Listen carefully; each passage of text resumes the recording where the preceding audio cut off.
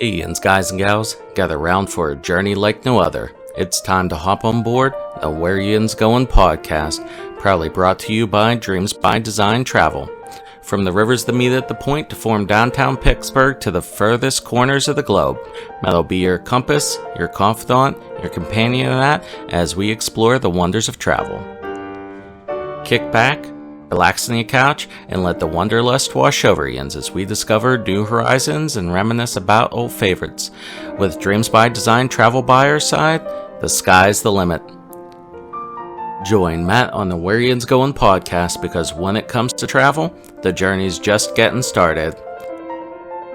And now, without further ado, let's give a shout for your guide through the highways and byways of travel, the man with a map, the voice of the steel city, Matt Trader. How Yinz doing? Welcome to the Where Yinz Goin podcast, brought to you by Dream by Design Travel. I'm Matt, and I'm your host.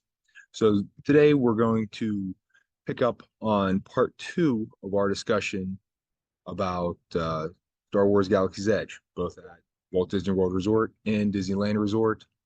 Joining us this week are Justin and Dewey again, and we're just going to dive right into talking about some of the shopping experiences and the dining experience you can have at in Galaxy's Edge. Enjoy. So let's get into the shopping. There are 3 main places that people want to go. One is Doc Arndar's Den of Antiquities, which I don't know. What do you have in the background, Justin? Is that Oga's Cantina? That's Oga's, yeah. Okay. There's Savvy's Workshop, where you can build your lightsaber, and then there's the Droid Depot.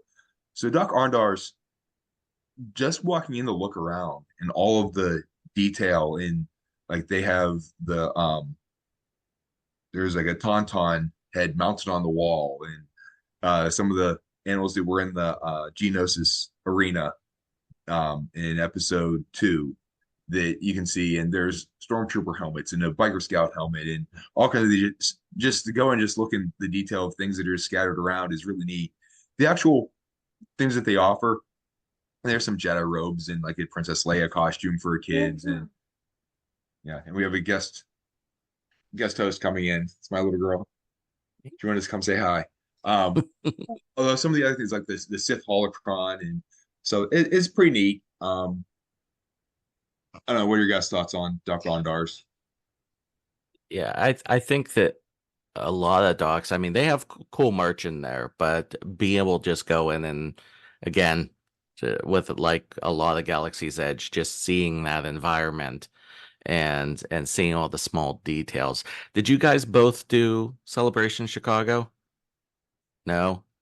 Oh my goodness. So do you know the small detail behind the holocron that's at Galaxy's Edge in both Disney World and Disneyland? I know that you put it inside the, I don't even know what that thing is called, but like each color has a different. Oh, yeah, the small one for sale. But there's a big one up on the sort of like upper level above you. Oh, no, I don't know. I want to say if you go in and you look up and to your left, I want to say it is as you go in. They did. I was fortunate enough to actually get tickets to the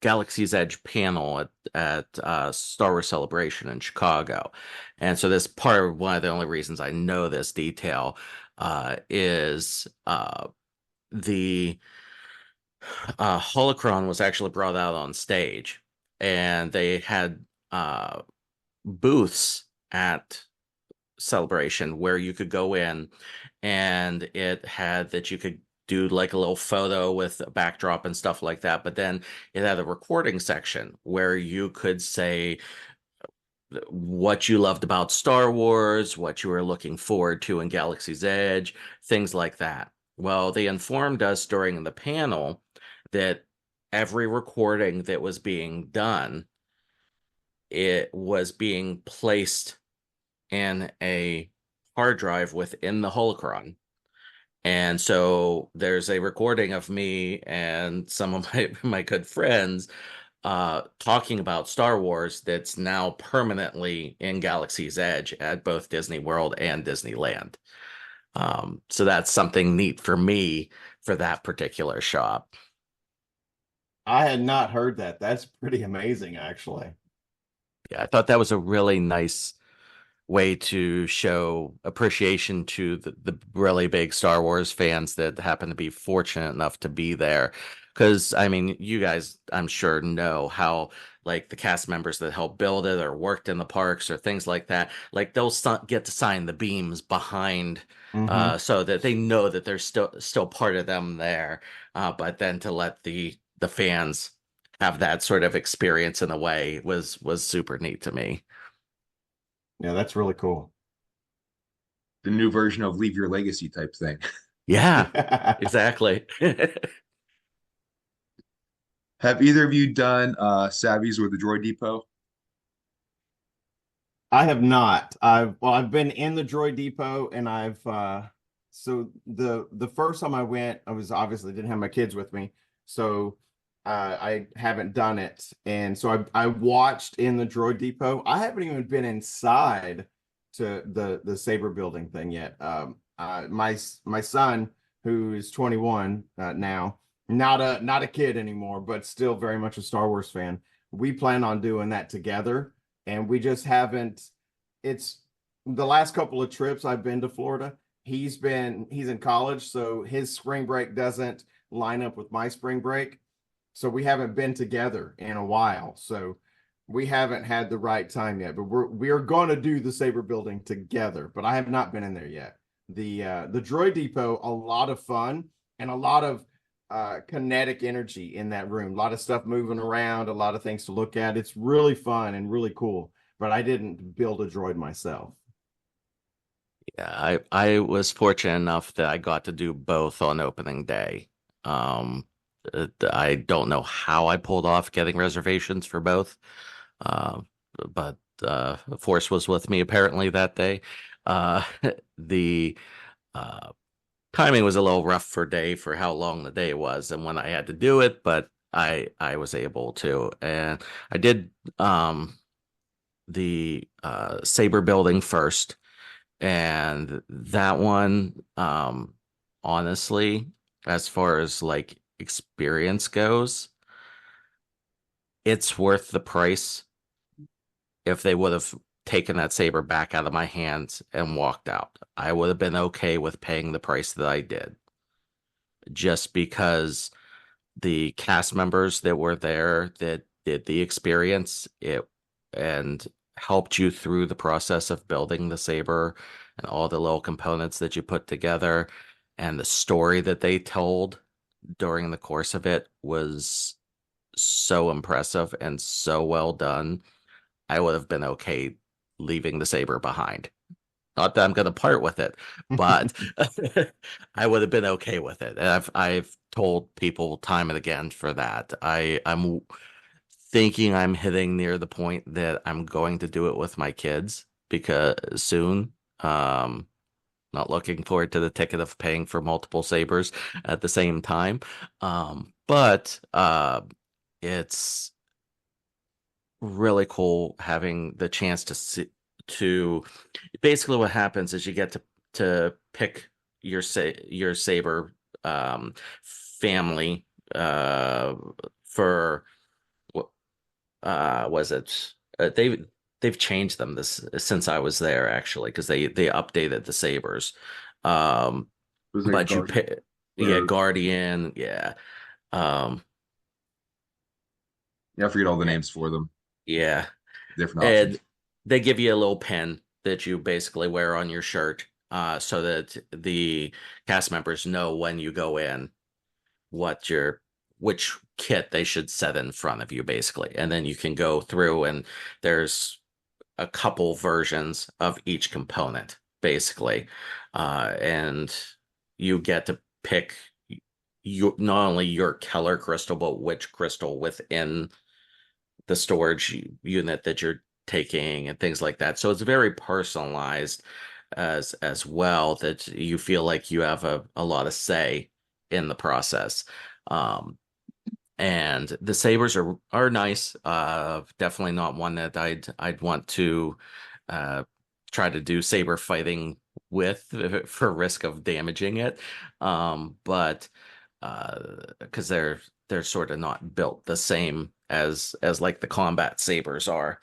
But really neat. And the thing is, if you go back at other points in time too, you have that repeatability of different sabers that you can make. And then also, if you think a part's cool from one version of a saber, but you want it on another one, all those parts are swappable.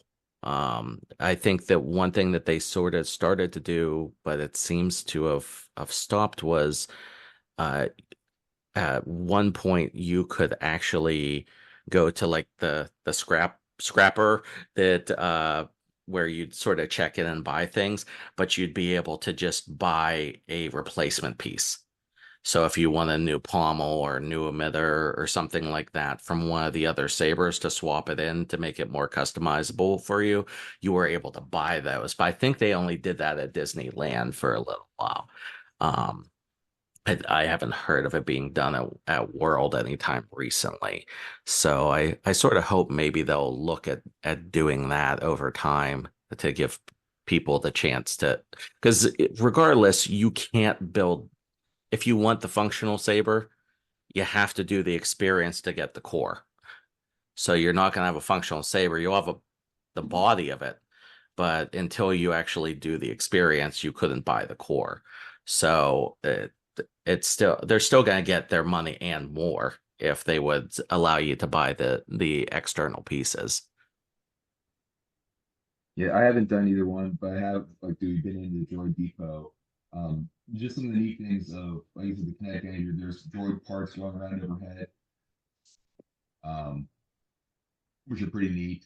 And in like a little case is a the 2-1B droid, the medical droid that from the original trilogy, and there's K was it K2SO from Rogue One. Rogue Oh One. yeah. So he's in, they're both together in one of the things, and then outside they have a bunch of R2 units and different things. So it's just neat to see them. The one nice thing about the lightsaber building is that you can bring a guest. So if you Yes. don't want to buy two sabers, two people can go through the experience.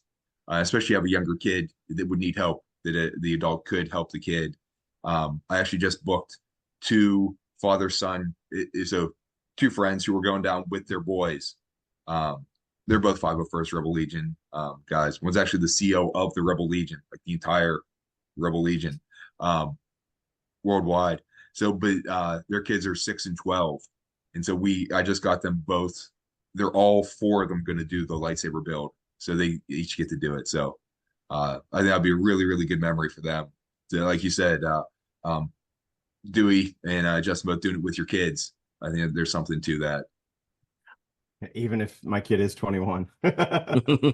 Still, But I'm 49 and I still want to build a lightsaber. So, Right. I guess there's no limit.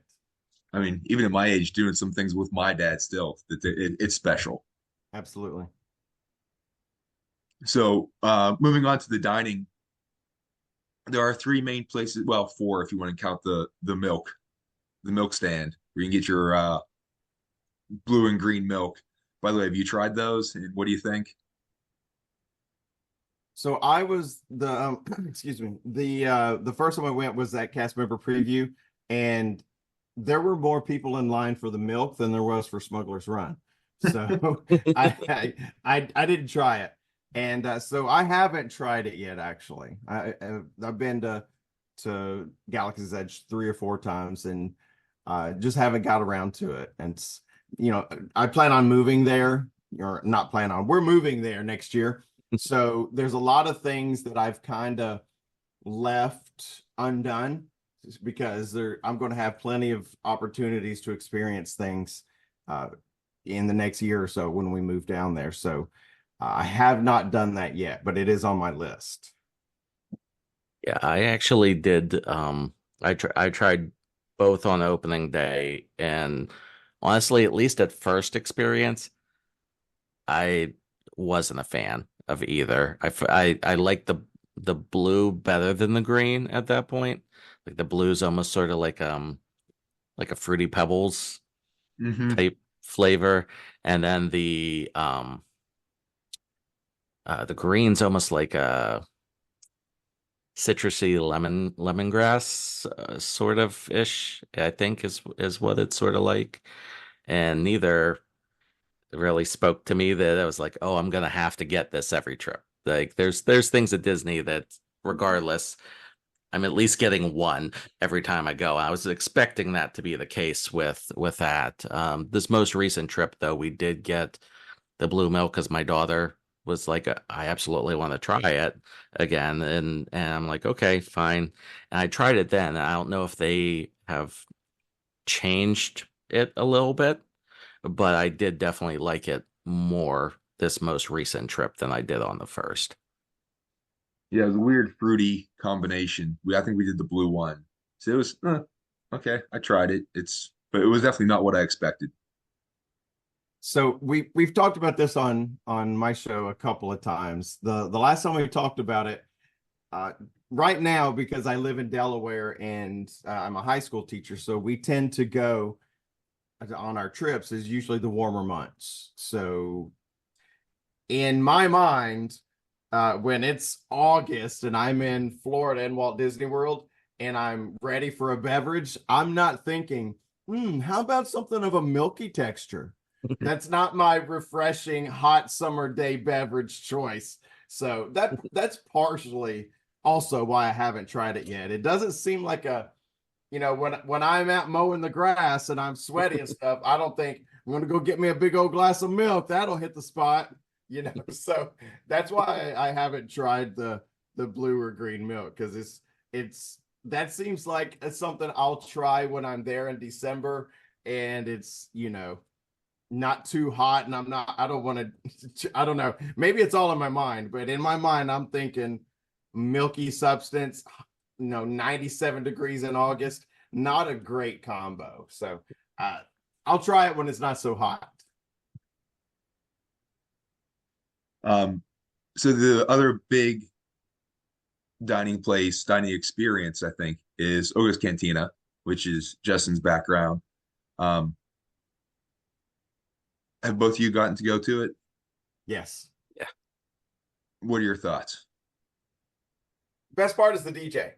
Oh, Seeing absolutely. seeing Rex from the original Star Tours in there is hands down the best part of Olga's. That makes 11-year-old or 12-year-old Dewey very happy. It's just super cool seeing Rex again. That was my favorite part. That and the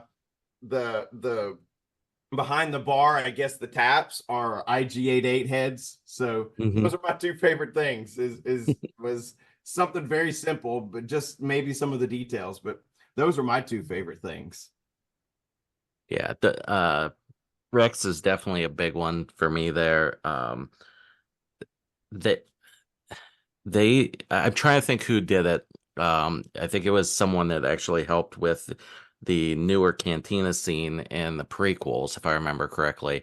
But the composer uh, that did the music, like the music in there is really good. Like Mm-hmm. DJ Rex makes it super funny and everything along the way.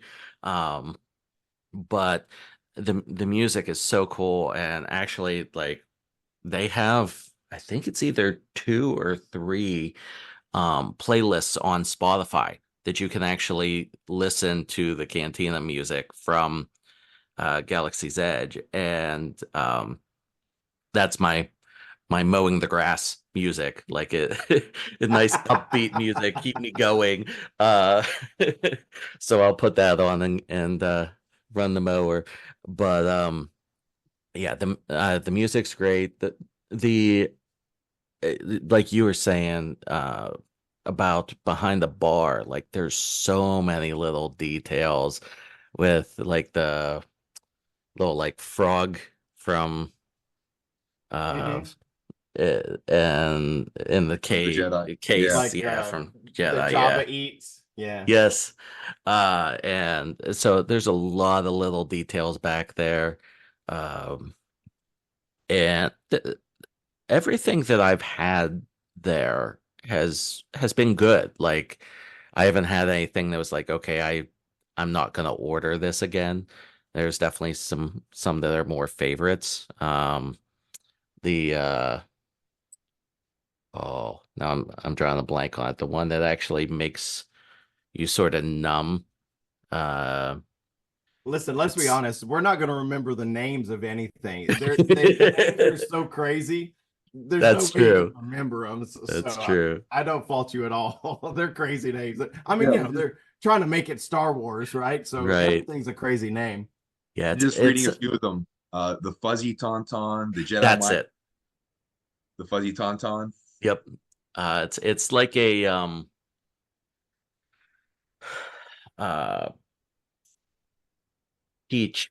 Um Yeah, so it's a tell one botanical peach and one orange vodka, Bull's peach schnapps liqueur, orange juice with tangerine, pure cane sugar, and a buzz bottom tingling foam. There you go. yeah. Tingling foam. Yeah, basically it's like a fuzzy navel, and foam, it's definitely a unique experience trying it the first time. Because you don't know what to expect from it, and it does alter the taste a little bit, especially as you get more of the foam.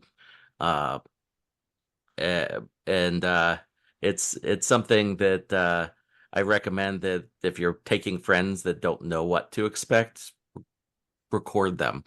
Because I've seen some very funny reactions once they actually realize what the foam is going to do to them. It sounds like that's the Star Wars version of Beverly over at Epcot. Sort of, Trick yes. your friends. Here, you gotta try this. Yes, It's you'll love so it. good. At least it tastes good as well as doing that. Just a few of the names: a Bloody Rancor, which is basically a Bloody Mary. Dagula Slug Slinger. There's That sounds appetizing. Give me there's a two of Yub those, Nub. Sparky. So yeah, they have some, a lot of alcoholic stuff, but they do have them without alcohol. So Mhm. it is kid friendly, although you are limited to 45 minutes in there, and sometimes it's standing room only, or if you're at the bar on one of those stools, so you don't Mhm. necessarily get a seat in one of the booths or at a Yeah. table. Yeah, I think that that's probably one of the biggest complaints with the place is it is so small and there's such limited seating. Like my kid's not going to stand at a table for 20-30 minutes while we have snacks and drinks there, even though it's cool to see. He's not going to do that. And getting a hold of, I think there's only 2 or 3 tables in the entire place that are ones that you can actually sit down at. So I think that that was probably one of their biggest mistakes in there was just one, not having enough room, period, and two, not having seating options for more. Well, I think they wanted to make it small to have that intimate feeling, and then standing room is how you get more people in it. So Right. it was sort of a design. Yeah, but I mean, and I'm here's Grumpy Dewey again. So you're telling me that when they were planning Galaxy's Edge, they were like, hey, let's make this place small. It's probably not going to be very popular. But like they had no idea that the Star Wars, a cantina in a Star Wars land at one of their theme parks, they had no idea that the demand was going to be overwhelming. I mean, come on. I mean, you could have had a giant establishment with, almost like they do, they're not going to make it this complex, but the cockpit on the Falcon is on a turntable. So you go, you're so it's not just one cockpit. They could have done just different rooms in a big restaurant. You could still have it be that intimate setting that you're, saying that they were going for, Matt. And you're right, but you got one, and it's the size. It's like my basement is bigger than Olga's Cantina. I mean, come on, people want to go to this joint. It just boggles my mind, crazy, I crazy. think that's actually a very good point that they could have done, because they used that sort of thought process of, okay, here we're gonna walk you this way down the tunnel to get over to this one, and this way to go to that one, and they do that with character meet and greets and things like that as Mm-hmm. well, to increase the volume that they can put through. They very easily could have had some sort of way to switch near the front of the entrance where you were actually walking to, and had 3 or 4 of those instead. Yes. And had it that it's not so hard, one, to get a reservation, and two, to give that flexibility. That would have been a really nice way. Unfortunately, I don't think that we'll see that change, because I think they're painted into a corner in that For particular sure. location now. But maybe if we ever get to see the expansion come for some of the stuff that was cut out initially, maybe they'll put in another cantina somewhere else in that other area that will give us a similar experience. Hopefully. Yeah, and if you guys are ever out in Los Angeles, there's a bar called the Scum and Villainy Cantina Mm. that's modeled along those lines, like the cantina. It's a pretty good experience. When you first walk in, they have like the radar screens set up that you can sit out there too, and then you actually go into like the cantina place. That's Um, cool. two other places, two other places to eat is Docking Bay 7 and then Ronto Roasters. I think the Ronto Roasters, they have like a big jet engine that's like frying a some animal on a spit that's turning. So that's pretty interesting. Other than that, it's the decor is okay. It's Star Wars Docking Bay, like the seats look like they were made out of like a small shipping container or something like that. Actually looks like something to like a pop bottle cap is like on the top of it. But some of the just interesting names of the meals you can get there: the Batuin beef and crispy Tapato stir fry, the smoked Cadu pork ribs, the fried Andorian chicken tip yip. So it's just fun just to order something.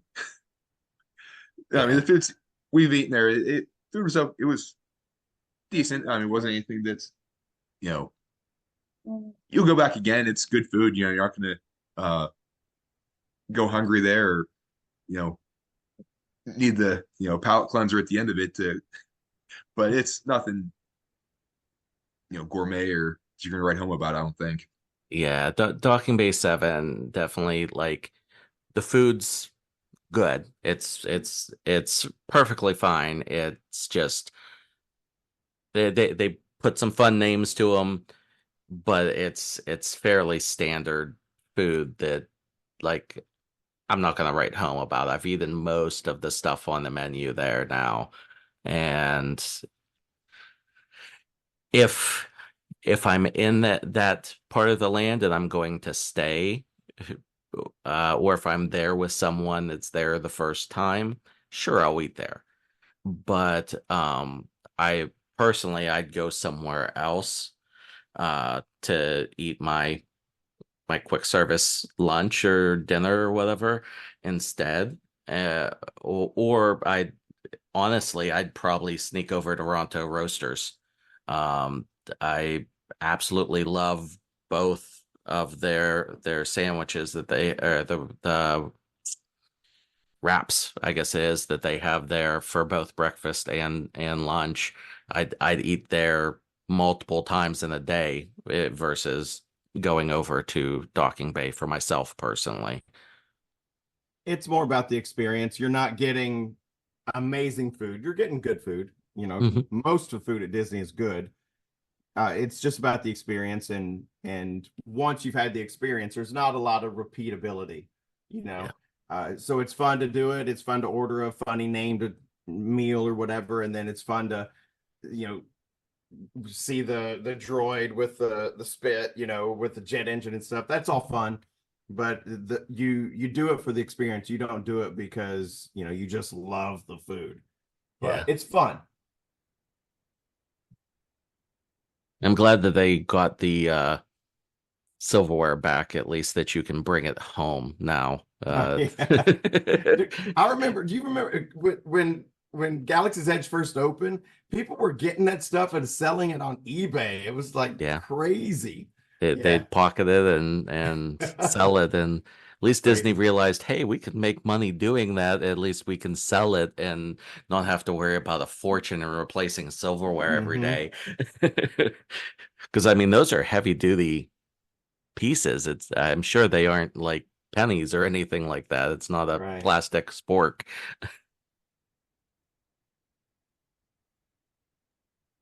So our initial plan was to discuss Star Tours as well, but we've been going for uh, hour and a half now, so we'll save that for another episode. Um, to end this, let's give travel tips. So mine is to do your homework before you travel, no matter where you're going. Look at what's there, or if you're using a travel advisor, like you should do, um, talk to them and just say, hey, you know, what would you recommend? But even that, still look to see what you would be interested in. And of course, if you're going to travel somewhere, you probably looked up, hey, this would probably be a neat place to travel to begin with.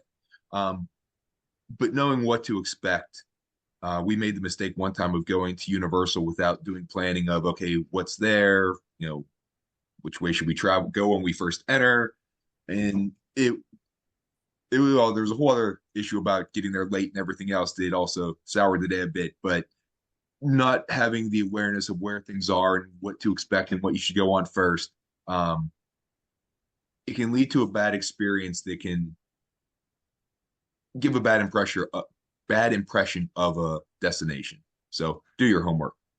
Justin, do you have one? Yeah, actually sort of ties in with yours about planning ahead a little bit.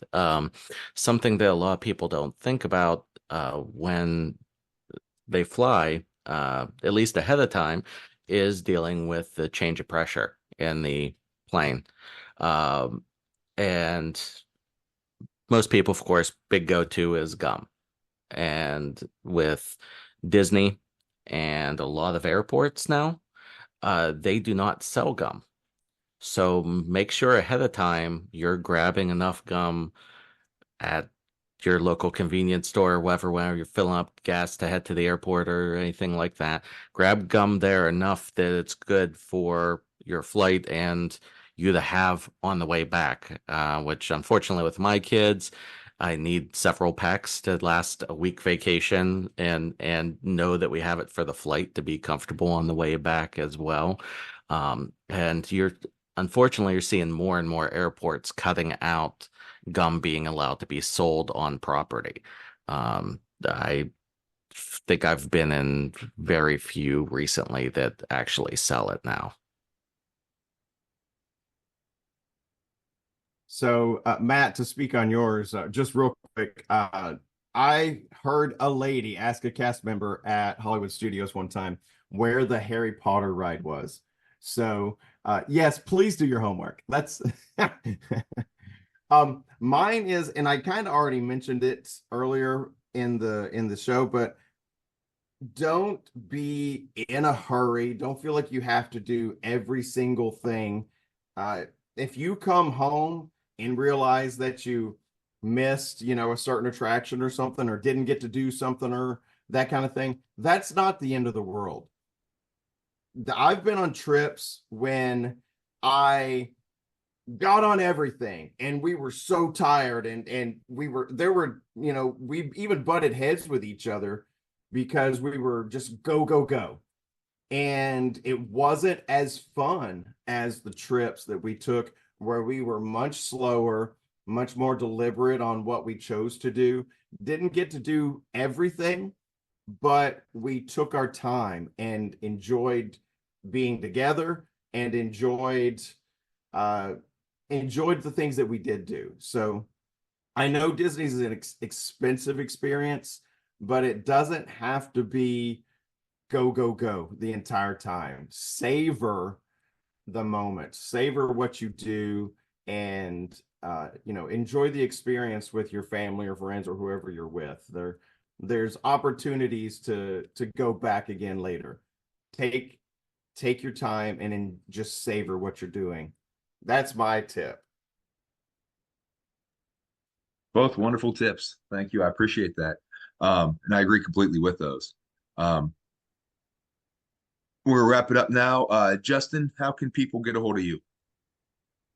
Best way to catch me on socials is to go directly to my Linktree, linktr.ee/vacationwithJustin. And my email is justin@dreamsbydesign.travel. And Dewey? So as Matt mentioned earlier, I'm one of the co-hosts of the WDW Reflections podcast.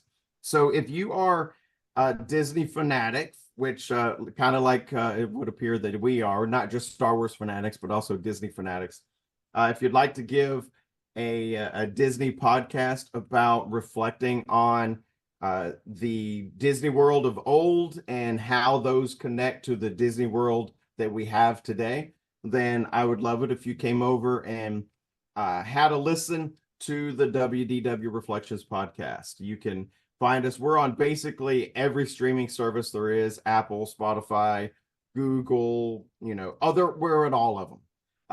We have a YouTube, WDW Reflections Podcast. We have a website, wdwreflectionspodcast.com. So any of those things, you can find us on Facebook. You can find us on TikTok at WDW Reflections Podcast. So give a listen, give a like, and give us some feedback. Come holler at us and tell us if there's some shows you'd like to see, some topics, that kind of stuff. We are all about Walt Disney World, so we'd love for you to join us. I have to go back and find the episode that I was on 2 episodes of Dewey's podcast too, so it's like return favor on it. Very entertaining. I have the latest episode downloaded. I still have to find time to listen to it. As Justin mentioned, that his grass cutting stuff, the podcasts are what I listen to whenever I cut my lawn. So, and we appreciate your support, Matt, very much. Yeah, and that's coming up tomorrow. They'll have to cut the grass probably. So, you can reach me at Matt with DBD on Facebook, X, and Instagram. Email is Matt, MATT, at dreamsbydesigntravel.com. The website for our company is dreamsbydesigntravel.com. So if you like help planning your next trip, let us know. Whether you know exactly what you want or you have no clue what you want, come to us. We can still help you out. So, gentlemen, thank you very much for being with us. We've gone over an hour and a half now, so I might be able to split this into 2 episodes. I'm not sure. So, but wonderful. Listeners, thank you very much. Give feedback for us, and then we're gonna head out in that. So we'll see you later.